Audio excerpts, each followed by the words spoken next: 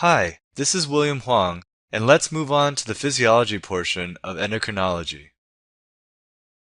We'll begin by returning to the all-important HPA concept. Some of these relationships are quite clear. CRH stimulates release of ACTH, GHRH stimulates release of GH, and GnRH stimulates release of FSH and LH. There are a few relationships that are a bit more complicated. TRH acts on TSH as we would expect, but TRH also promotes prolactin release. The negative regulator of prolactin is dopamine, which is constitutively released, and prolactin itself is a negative regulator of GnRH. This blockade of GnRH is the reason why women who are breastfeeding do not ovulate. Finally, we note here the effect of somatostatin, which as we mentioned comes from the delta cells in the pancreas. Somatostatin blocks the release of GH and TSH from the anterior pituitary. We went through the information on prolactin a bit quickly, so let's take a closer look now at this diagram on prolactin regulation to make sure we understand all of its intricacies. As you can see, there is both negative regulation from dopamine and positive regulation from TRH. Prolactin, once secreted, actually feeds back to upregulate dopamine production, which inhibits prolactin secretion, thereby maintaining homeostasis. Prolactin inhibits GnRH and is also responsible for stimulating milk production in the breast. Before you start thinking that everything in endocrinology involves a negative feedback loop, I should say that there are some important positive feedback loops to be aware of. Prior to ovulation, the release of LH from the pituitary stimulates the ovary to secrete estrogen, and the estrogen feeds back to stimulate the pituitary to produce more LH. This positive feedback loop creates a dramatic increase in both LH and estrogen levels that triggers ovulation. You'll learn much more about this process in the reproductive chapter. There are some drugs that interact with prolactin that you should be familiar with. Bromocriptine is a dopamine agonist, and therefore it inhibits prolactin. This drug can be used for treatment of prolactinoma, which is the most common type of pituitary tumor. On the other hand, dopamine antagonists, including most antipsychotics, and estrogens such as oral contraceptive pills, stimulate prolactin release. Growth hormone is released in a pulsatile fashion in response to GHRH.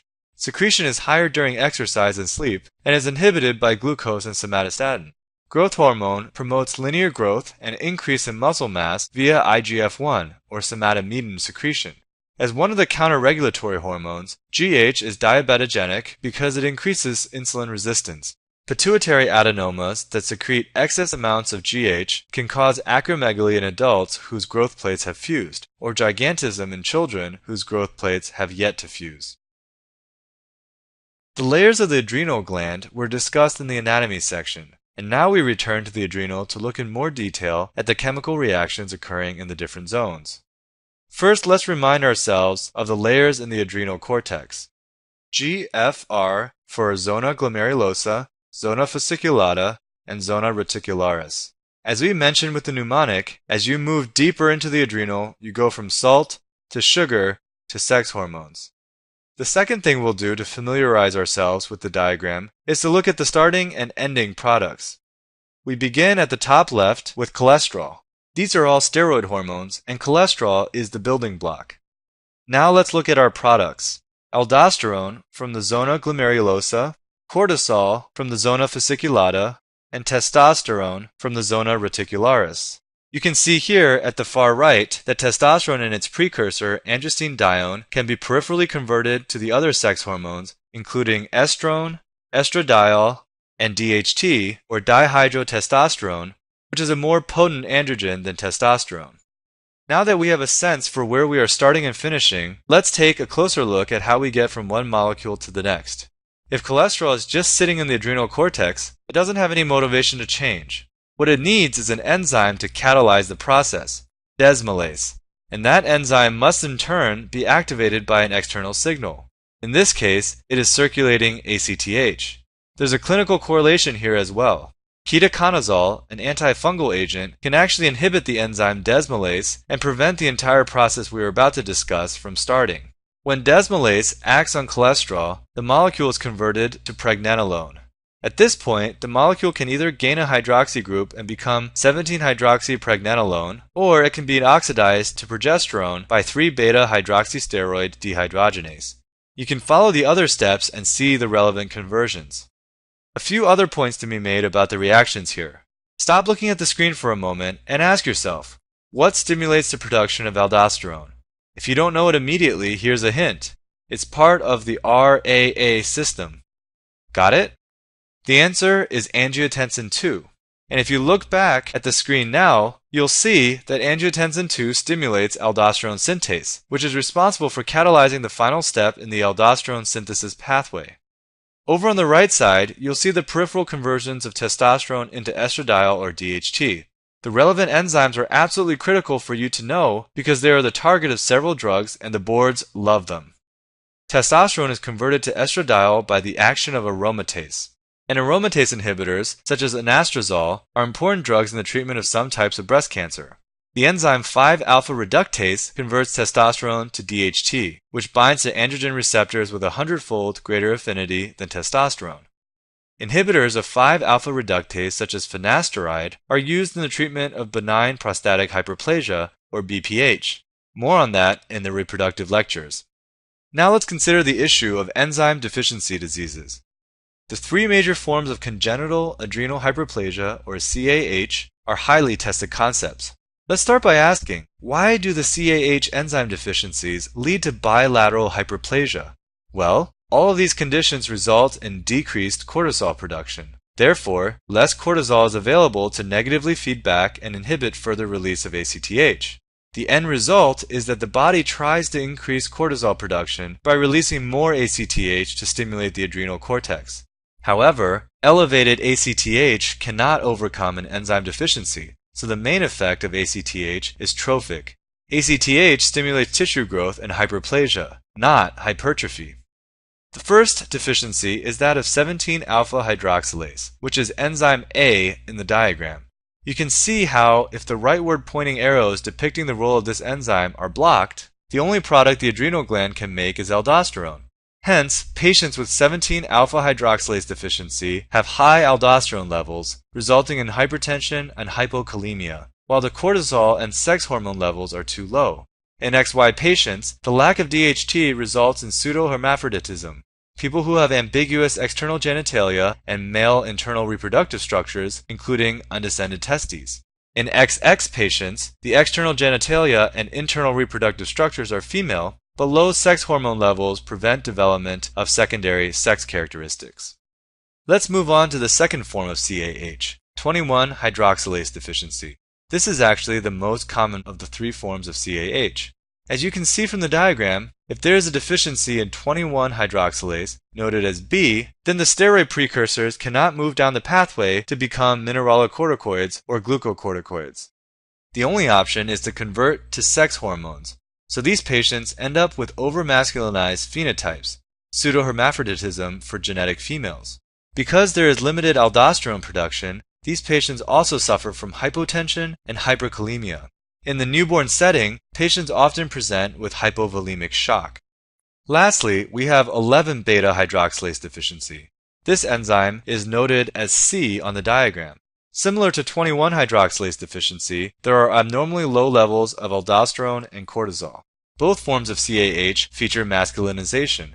However, an important difference between these two forms of CAH arises from the fact that 11-deoxycorticosterone, shown here, has mineralocorticoid activity that is similar, though not equivalent, to aldosterone. Excess 11-deoxycorticosterone leads to hypertension as opposed to hypotension seen in 21-hydroxylase deficiency. We've now talked quite a bit about the synthetic pathways that produce cortisol in the adrenal cortex. Now let's discuss the functions of cortisol in the body. One of the most important functions for cortisol is to maintain blood pressure. Cortisol upregulates alpha-1 receptors on arterioles, which biases them towards vasoconstriction. Cortisol is also one of the counter-regulatory hormones, along with glucagon, catecholamines, and growth hormone, which oppose the actions of insulin by upregulating gluconeogenesis, lipolysis, and proteolysis. Cortisol is therefore diabetogenic. There are two other functions of cortisol we will mention here. The hormone antagonizes bone formation and immune cells. The latter gives it an overall anti-inflammatory effect. Cortisol is carried through the bloodstream by corticosteroid binding globulin, also known as transcortin, which is produced in the liver like many other carrier proteins. Additionally, studies have shown that chronic stress induces prolonged secretion of cortisol. Since you already know that cortisol depresses immune function, it makes sense that chronic stress may result in higher susceptibility to infection and cancer. We're going to shift gears now and discuss parathyroid hormone and the regulation of calcium and phosphate. The key things to know about PTH are that it increases serum levels of calcium and decreases serum levels of phosphate. A helpful way to remember this is to treat PTH as an acronym for phosphate trashing hormone. Let's take a closer look at the ways it accomplishes this task.